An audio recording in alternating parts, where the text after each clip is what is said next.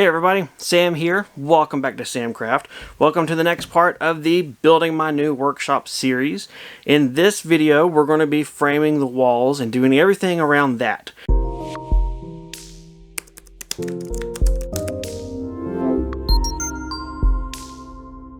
If you've missed it, we have two other videos in the series. One is on the floor framing, the other is on the foundation, and bonus one is the explainer video on why I'm doing all this in the first place. There's a link to that full video playlist down below, as well as, if you're here from the future, links to all the videos here forward as well. Let's go ahead and pack up our stuff, hit the road, and I'll see you guys out there to start framing some walls. For wall framing, I'm going to be using standard 2x4 studs. I will be cutting them to a total length of 7 foot 6 inches to allow enough length overall once we add the single bottom plate, the two top plates, and then have enough for the siding to cover the plywood in the end. I'm going to be framing the walls on 24 inches on center, which is not very common with building. However, for storage sheds or workshops of this type, and even residential construction, 24 inches on center has been found to be plenty adequate for support structures. You're able to maintain rigidity of the structure and not use as much material. I have my foldable sawhorses here. We're ready to go ahead and set ourselves up a portable workstation right here in the driveway next to the minivan, so we can go ahead and cut all of our studs to length. Then we'll carry them, put them on the floor, and start framing everything out there to raise the walls. You're going to be cutting these. No. You're not? I'll measure, I don't cut. See, this way we can pick the boards up, cut, and over.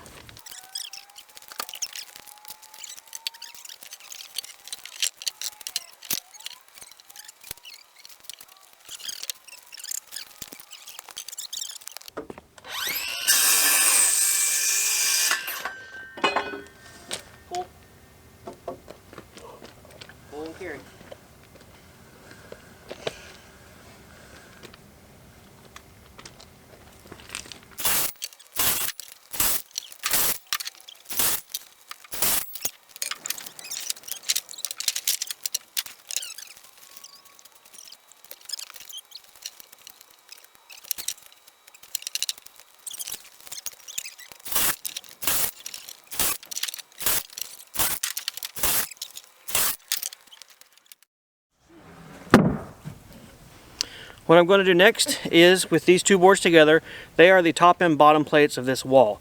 I'm going to measure out and put the marks for my studs on these pieces, then I'll separate them and we'll have the marks for our studs just to line it up and nail it all together.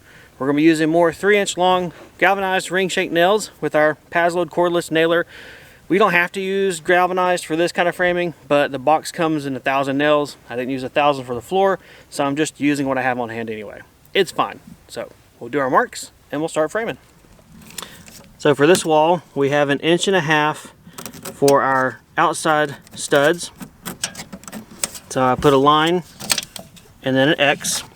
And now we're going to space these 24 inches on center. So I'm going to go down to 24 and then come back 3/4 of an inch. Put a mark and then X, X. That puts this stud centered at 24 inches. So we'll go down 2, 4, 6, 8, 10 feet, all along the length of this board.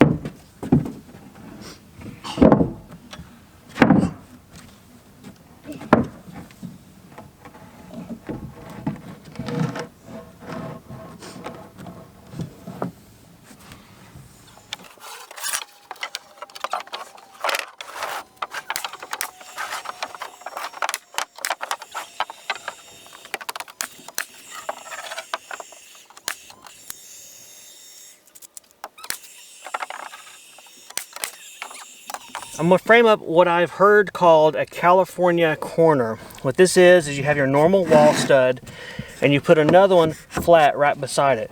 That way when this wall gets stood up and you put your other wall against it, you have a nailer inside for you to attach any kind of wall covering to.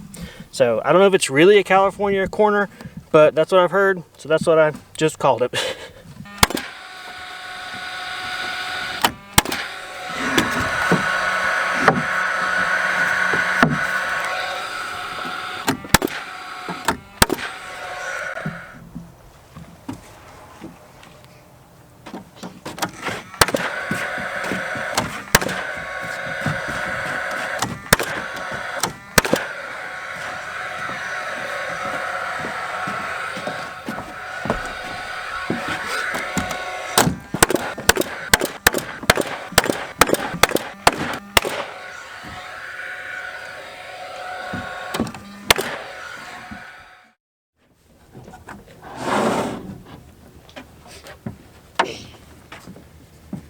Okay.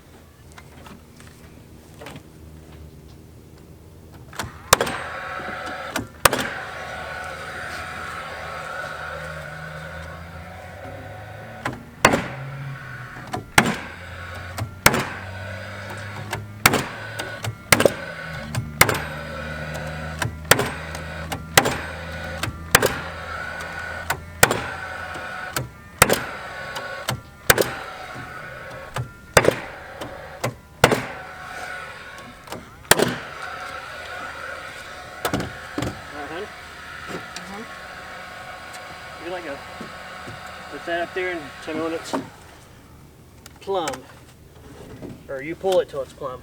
Okay. Still good? Yeah. Yep.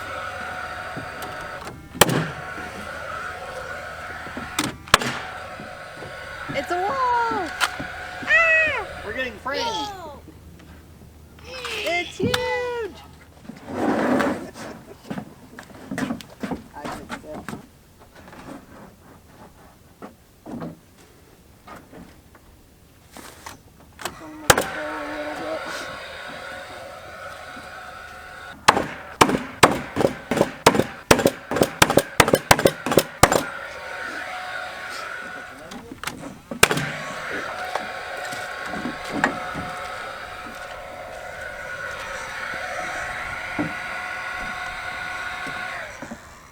Okay. Happy? Do it on the stud, not the California stud. Yeah. Okay.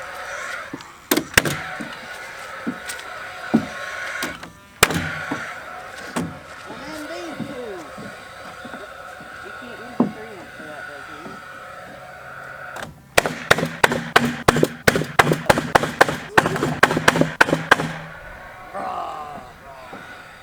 There you have it. We have one long wall framed up. It went super quick.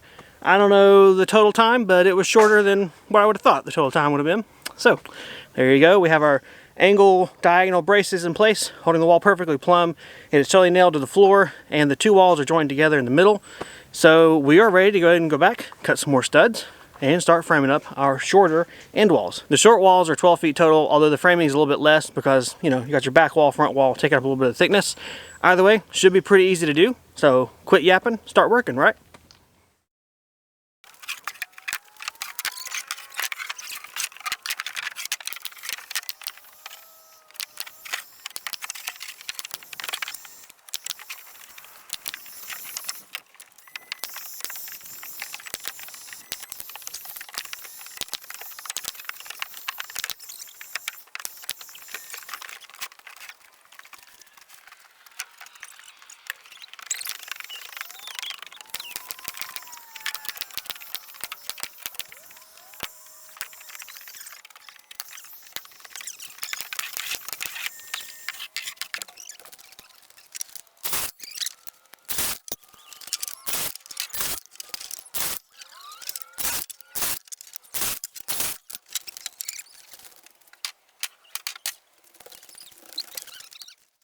Since this wall that we're framing up is going to go kind of on the inside of the long wall, I mean, you kind of see how we did the one already. we're going to use a technique or a term called burning. We're going to burn 3.5 inches. What that means is, as we measure to mark our stud location, we're going to hang the tape measure over 3.5 inches.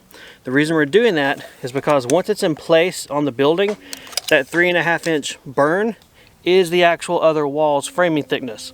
That's important so that you maintain your stud alignment for your siding and interior spacing, but mostly your siding. So we're going to burn 3.5 inches and then mark the studs on this top bottom plate, and we'll frame up our second short wall.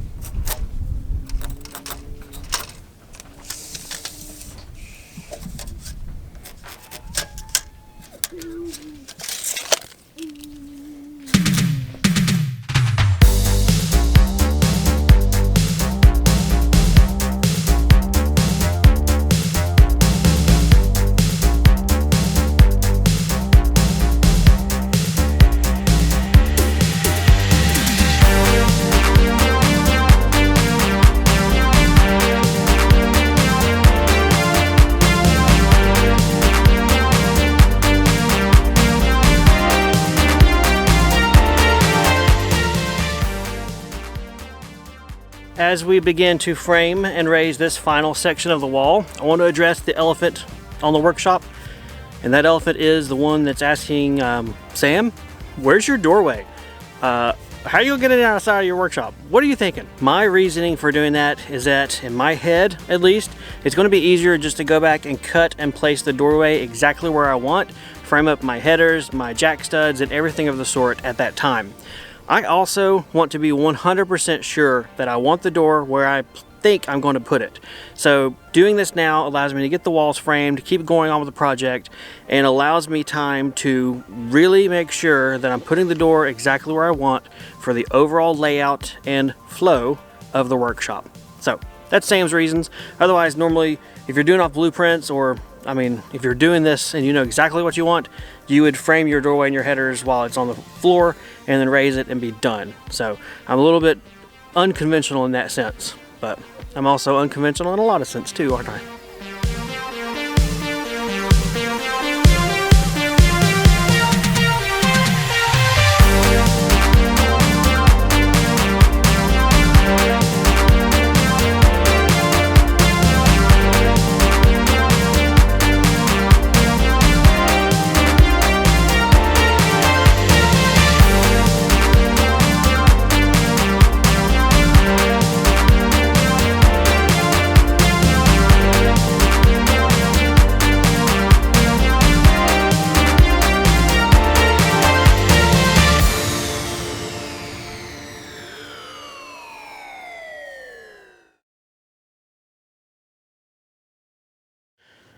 All right, everybody, welcome back. Today's name of the game, okay, at least the name of the game for right now, is to do the top plates on the walls.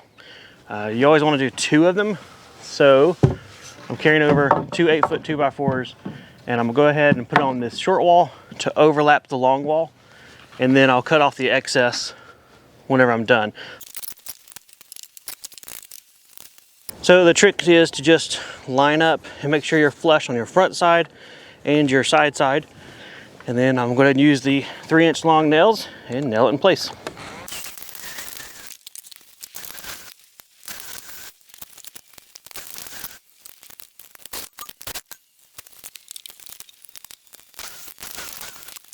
So there are 2 8-foot 2x4s, did the side plus about 4 feet on the long wall.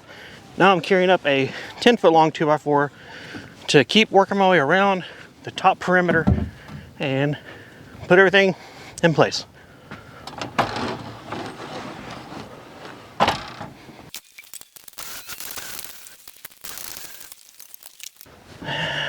Circular saw.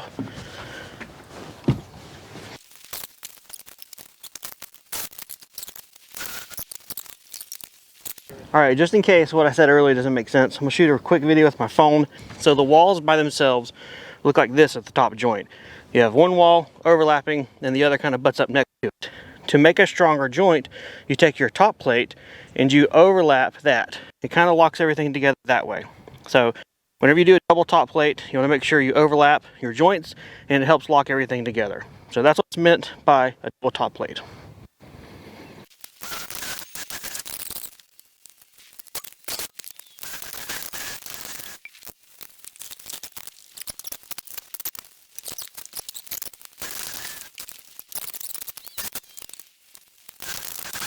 And I'm going to use my offcut to start this row, and then my 10-foot piece will go at least completely over top of the doorway.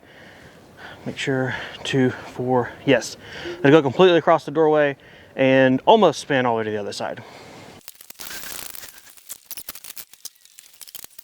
I feel like I'm just talking to myself up here like an absolute schizophrenic person. Oh, and this is why we do this. So oh, cool, great idea, guys. Nobody's up here with me.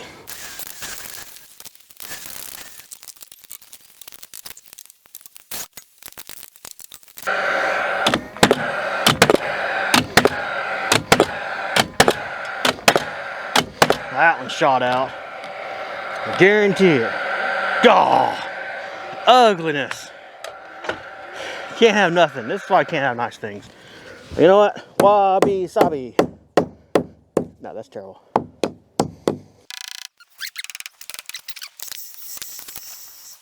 There we go.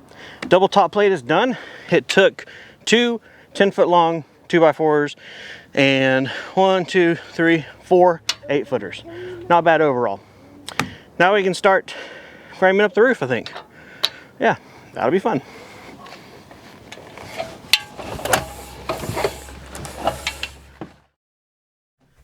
There you have it, guys. Another step done. Another ticked and marked of the building of Samcraft's new workshop. If you have any questions or comments, leave them for me down below. Otherwise, if you're not yet subscribed, consider subscribing. Check that notification bell. That way you won't miss the next video in the series or the future videos that I put out on this channel. I appreciate you guys watching as always. Take care, and I'll see you next time in the workshop.